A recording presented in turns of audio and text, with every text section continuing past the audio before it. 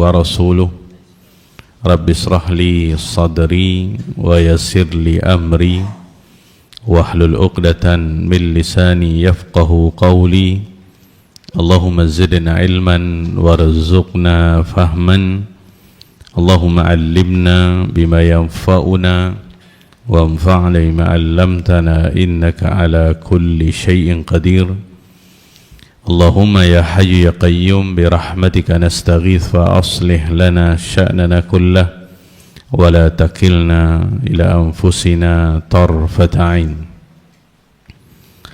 Kaum muslimin dan muslimat, para jamaah yang semoga senantiasa dirahmati dan diberkahi oleh Allah Subhanahu wa taala.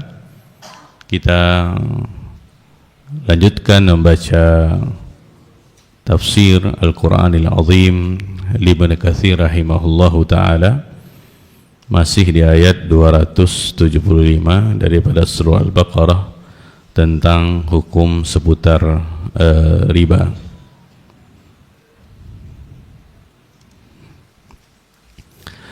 Para jemaah yang dimuliakan oleh Allah Subhanahu wa taala, di sini beliau mengatakan rahimahullah, wa babur riba min ashkalil albwab ala katsir min ahli ilmi. Bab masalah riba ini adalah di antara permasalahan yang paling sulit pada kebanyakan daripada para ulama untuk mengkaji dan menentukan tentang hukumnya. Waqad qala Amirul Mukminin Umar Al-Khattab radhiyallahu an, dan telah berkata Amirul Mukminin Umar Al-Khattab radhiyallahu an, Thalathun wadidtu anna Rasulullah sallallahu alaihi wasallam ahida ilaina fihinna ahdan nantahi ilaihi. Beliau mengatakan radhiyallahu an, seandainya Rasulullah sallallahu alaihi wasallam memberikan suatu keterangan yang memuaskan kepada kami tentang masalah. Yang pertama beliau mengatakan al-jaddu, ini tentang hak warisnya seorang kakek. Wal kalalah, ini seseorang yang meninggal tidak meninggalkan anak dan juga tidak meninggalkan orang tua. Wa abwabun min abwabir riba, dan masalah yang ketiga adalah tentang bab terkait masalah riba. Ini tiga masalah yang disebutkan oleh Umar. Kalau seandainya Rasulullah sallallahu alaihi wasallam memberikan keterangan yang memuaskan, artinya para jemaah Nabi sudah menerangkan, tetapi karena sulitnya permasalahan ini dicerna, beliau radhiyallahu an ingin lebih daripada itu. Nah, termasuk syahidnya adalah, poinnya adalah tentang masalah riba ini sangat sulit.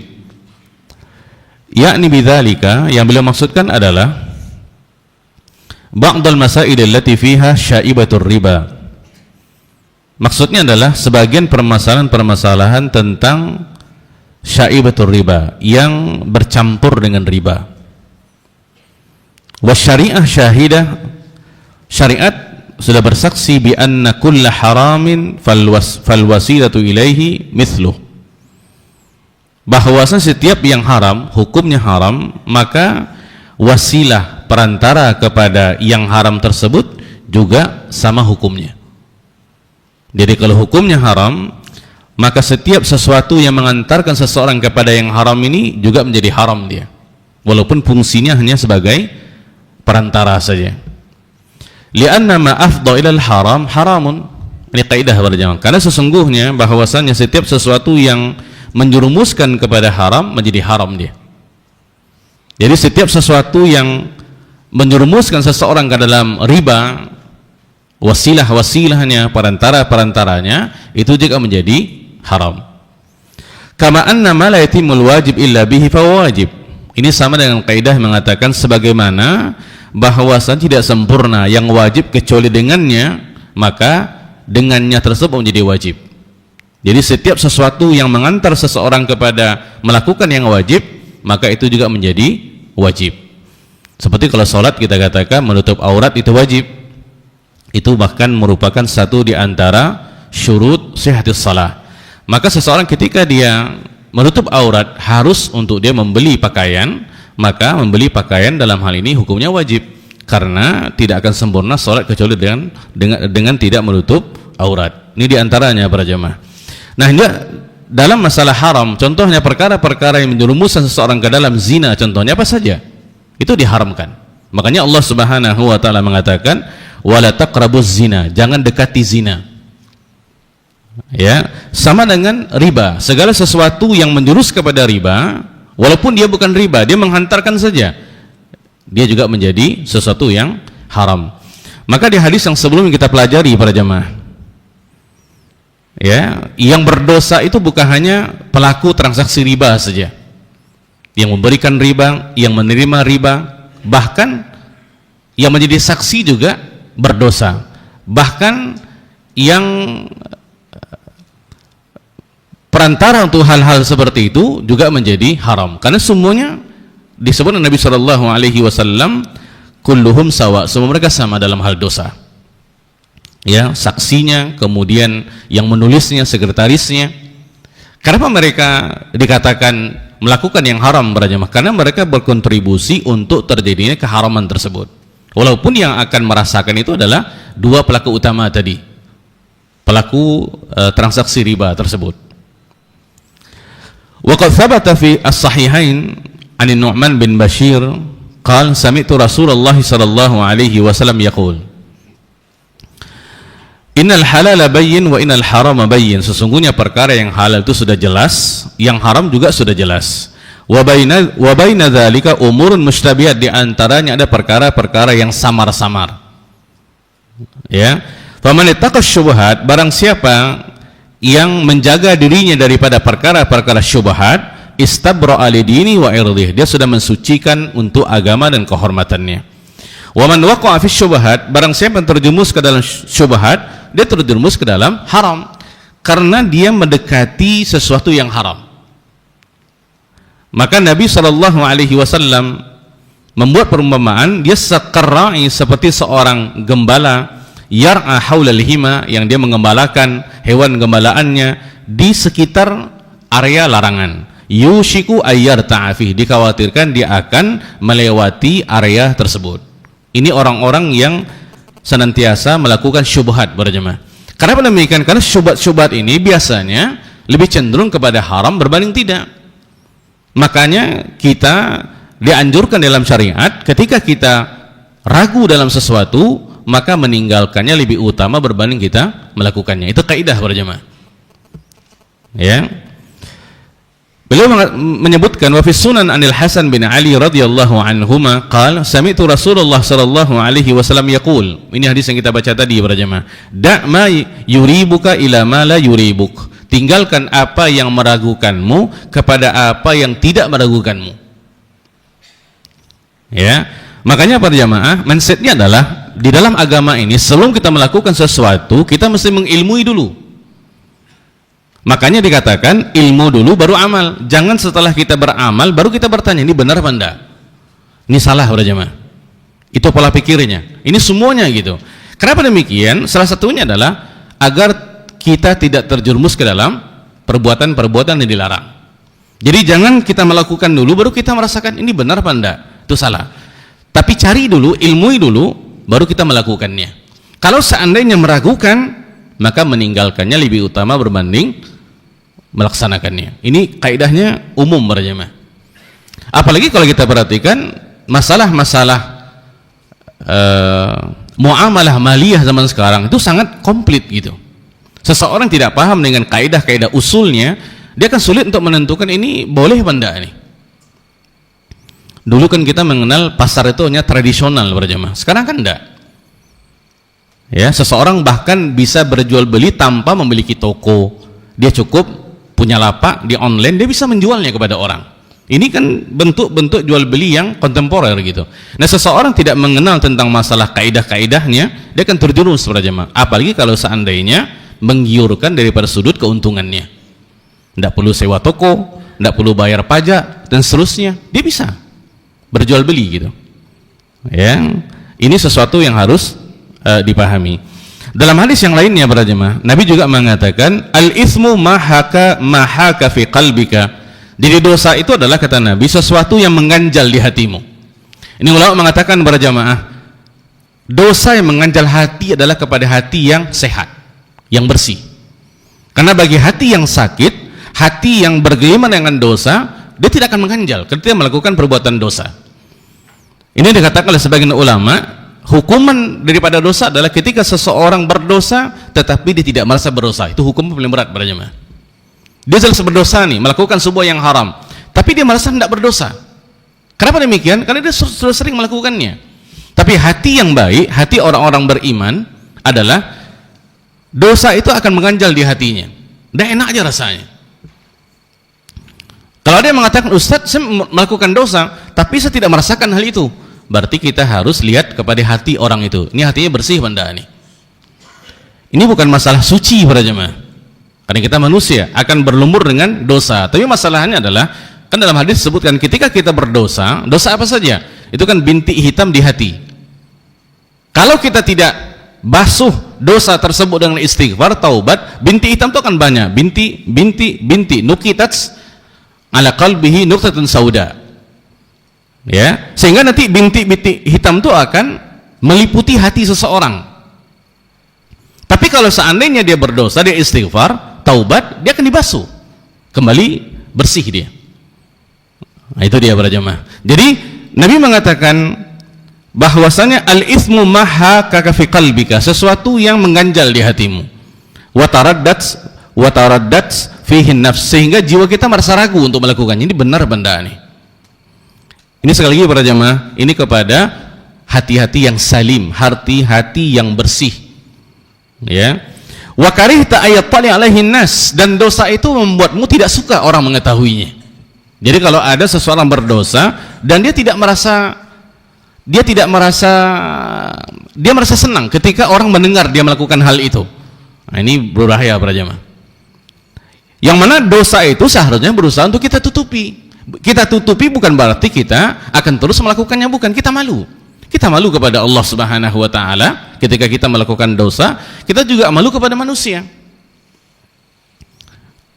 Dalam masalah-masalah riba berjamaah, ini ada. Kenapa demikian? Karena dia banyak cabang-cabangnya.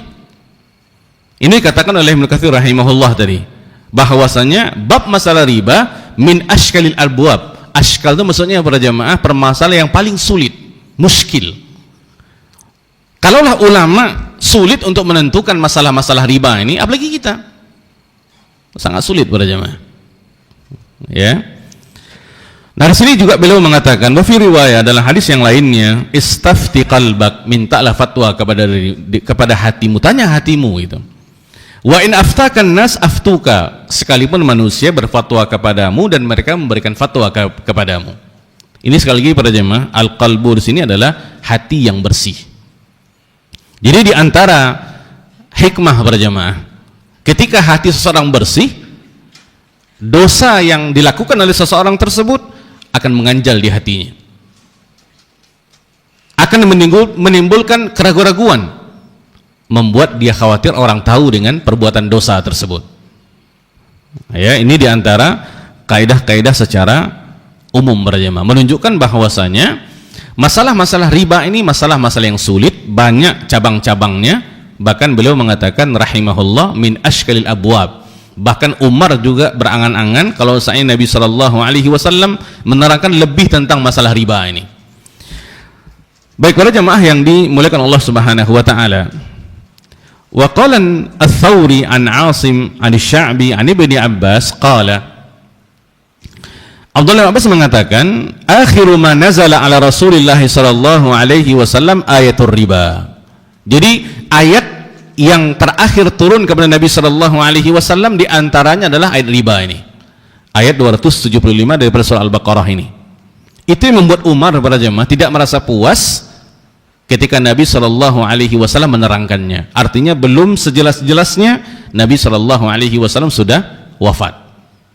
Ya, saking susahnya tentang masalah ini. Disebutkan oleh Sa'id bin Musayyib anna Umar qal min akhiri ma nazala ayatul riba.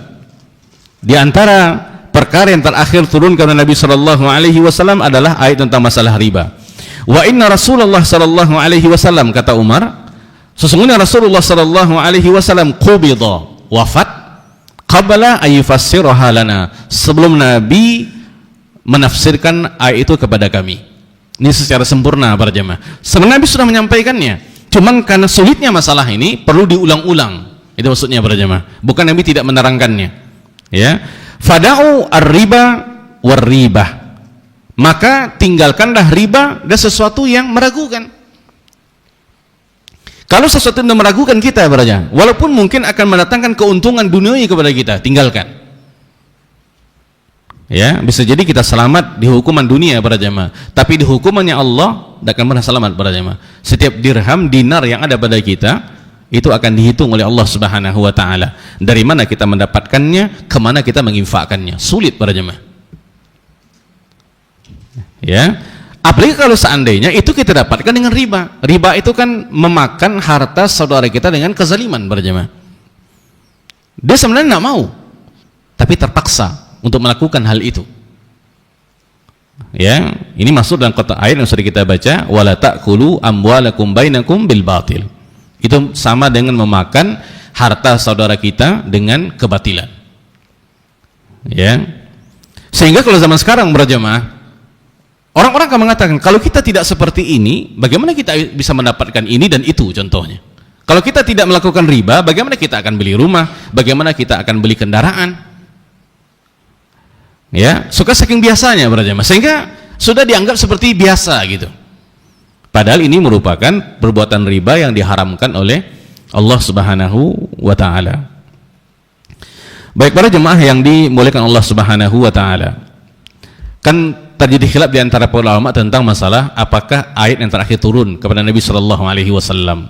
Yang masyhur adalah ayat dalam surah Al-Maidah itu, Al-yauma akmaltu lakum dinakum, kan itu para jemaah. Ada yang mengatakan dia adalah ayat tentang masalah riba. Ini diantara pendapat-pendapat para ulama tentang masalah itu. Baik para jemaah yang dimuliakan Allah Subhanahu wa taala. An Abi Nadrah an Abi Sa'id Al-Khudri qal khatabana Umar Al-Khattab radhiyallahu an. Jadi Umar, kata Sa'id Al-Khudri radhiyallahu an, pernah berkhutbah di hadapan kami. Faqal, maka Umar mengatakan, inni la'alli anhaakum an asya'a tasluhu lakum. Sesungguhnya aku bisa jadi melarang kalian untuk melakukan sesuatu tasluhu lakum, yang aku larang itu baik untuk kalian. Wa amurukum bi asya' la tasluhu lakum, dan aku memerintahkan kepada kalian tentang sesuatu tapi itu tidak baik untuk kalian.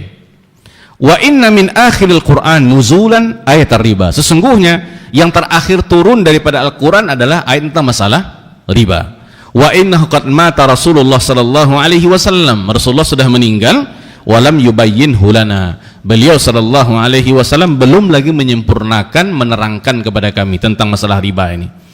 Maka beliau mengatakan, fada'u ma yuribukum ila ma la yuribukum. Tinggalkan apa yang meragukan kalian kepada apa yang tidak meragukan kalian.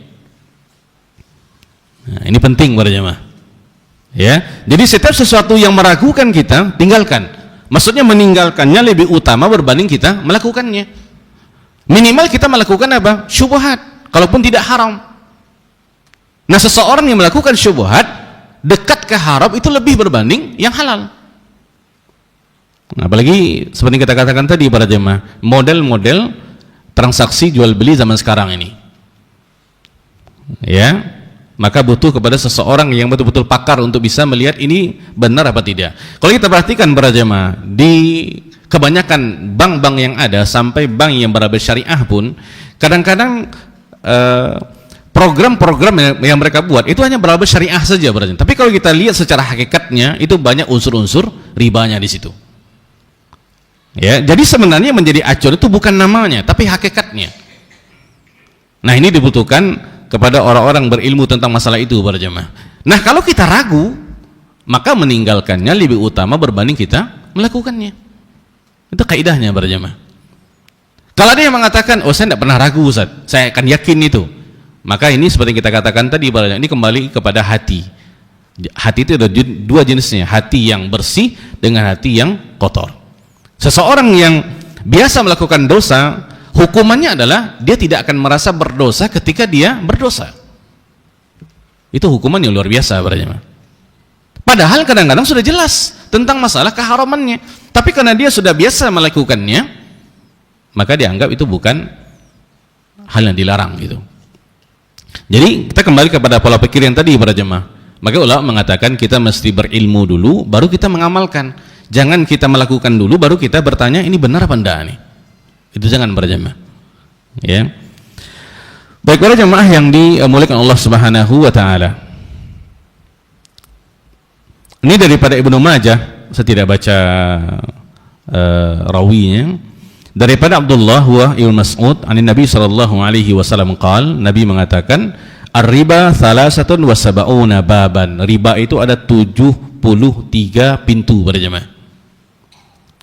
Jadi riba itu model-modelnya ada 73 bentuknya. Yang selama ini bukan mungkin yang kita kenal hanya dua yang dipecahkan oleh para ulama para jemaah. Yang pertama adalah riba nasi'ah namanya. Ini kelebihan daripada hutang piutang. Kelebihan itu sebenarnya merupakan manfaat daripada tempoh yang diberikan. Seseorang berhutang 10 juta dibayar dalam 10 bulan, nanti akan menjadi 12 juta.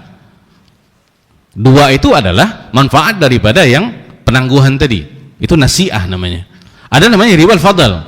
Itu kalau seandainya berlebih di antara tukar menukar uang di 6, tukar menukar komoditi yang 6 tadi. Ada emas dengan emas. Ini kan harus sama berjamaah. Harus dia cash, harus yadan biyadin, tidak boleh berlebih sedikit pun. Termasuk kepadanya uang dengan uang. Makanya berjamaah disebutkan kalau kita menukar uang contohnya 100.000 pecahan 10 kepada teman kita, itu mesti dua syaratnya. Dia harus masalan bimasalin, kemudian yadan biyadin. Tidak boleh berjamaah si A menukar uang kepada si B 100.000. Dia mengatakan berikan kepada saya pecahan 10.000. Diberikan oleh si B, ternyata pecahan 10.000 ada sama dia 9 saja, 9 lembar, berarti 90.000. Si B mengatakan nanti besok saya bayarkan 10.000 lagi. Itu riba para jemaah. Kenapa? Karena bukan yadan biyadin. Dan ini kan konsep ini kalau kita perhatikan biasa kita lakukan para jemaah. Kadang-kadang ketika kita berdagang, kita mengatakan nanti besok aja lah. Ya, karena uang dia sama dengan emas. Permisalannya. Karena dia barang-barang berharga, maka dia harus sama dan harus cash dia. Kalau kita menukar uang dengan uang tadi. Ini diantaranya para jemaah. Hal-hal disebutkan oleh para ulama tentang masalah ini. Jual beli emas juga kan seperti itu para jemaah. Berapa banyak kalau kita perhatikan zaman sekarang orang jual beli emas dengan sistem online, sedangkan emas itu dia harus yadan biyadin, tidak boleh dengan sistem online dia. Ya. Nah, kemudian seperti ini para jemaah. Ketika seseorang melakukannya, dia harus mengilmuinya tentang masalah-masalah seperti ini. Jangan dianggap ini kan kemudahan ini, boleh ini. Nabi SAW sudah menyebutkan 14 abad lalu tentang masalah ini para jemaah, tentang masalah riba yang seperti ini. Baik para jemaah yang dimuliakan Allah Subhanahu wa taala. Wa rawahu al-Hakim fi mustadrakihi min hadisi Amr bin Ali al-Fallas bi isnadi mithlihi wa zada aisaruha. Sambungan tadi para jemaah, riba tadi kan ada 73 pintu. Yang paling ringan adalah ayyangkihar rajulu ummah, seorang laki-laki menikahi ibunya sendiri. Dan ini bukan paling berat para jemaah, ini paling ringan. Lihat para jemaah. Kalau ini yang paling ringan, kita tidak tahu bagaimana yang paling berat para jemaah. Rasanya tidak mungkin ya, secara manusiawi kita tidak pandang agama ya. Seseorang menikah dengan ibunya.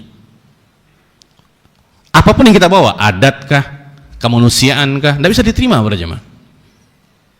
Jangan kita mendatangkan dalil dari segi agama lagi, secara manusiawi saja kita tidak bisa terima itu.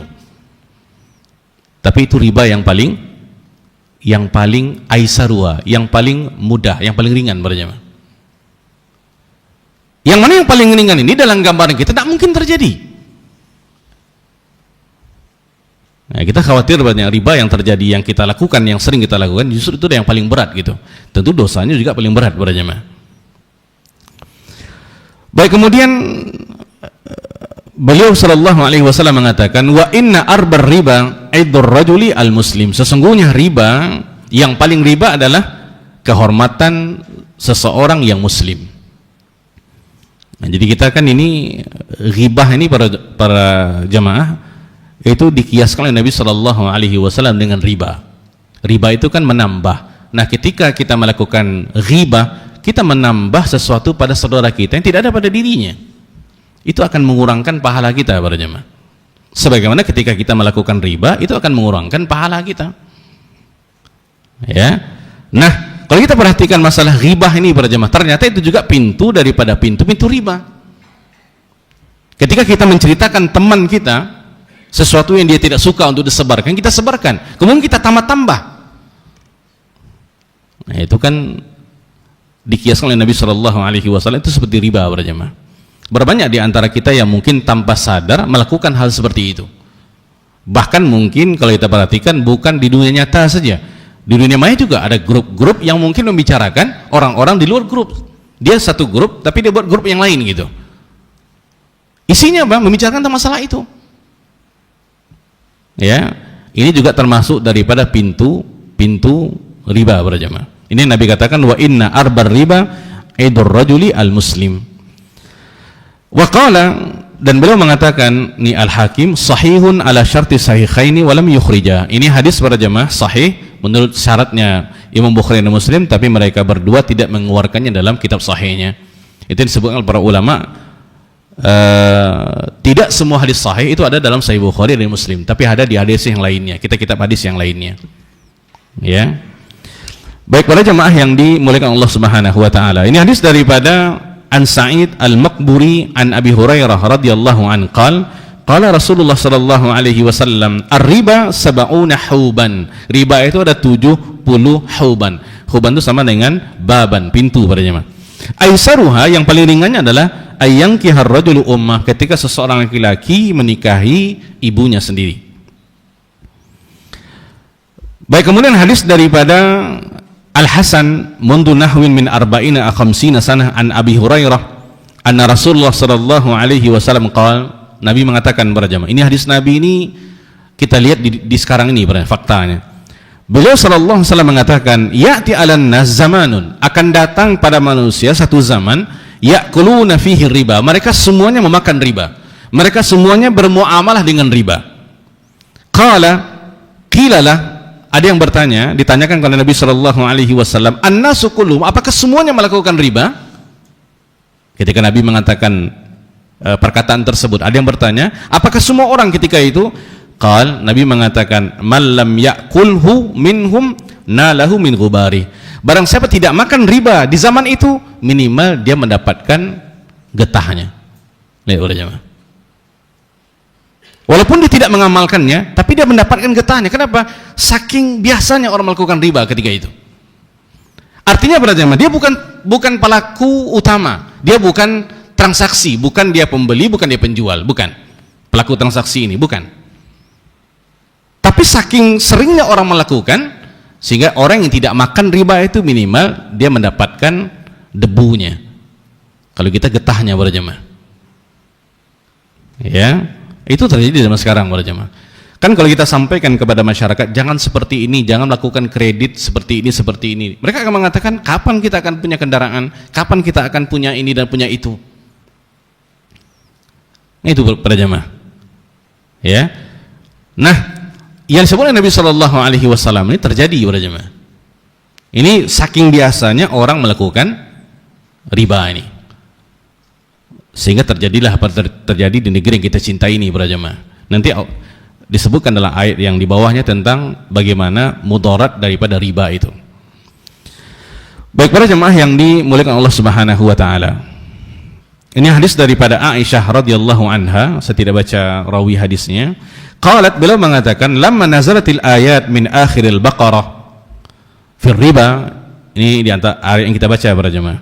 Ketika turun ayat-ayat di akhir surah Al-Baqarah tentang masalah riba, kharaja Rasulullah sallallahu alaihi wasallam ke masjid. Nabi keluar ke masjid.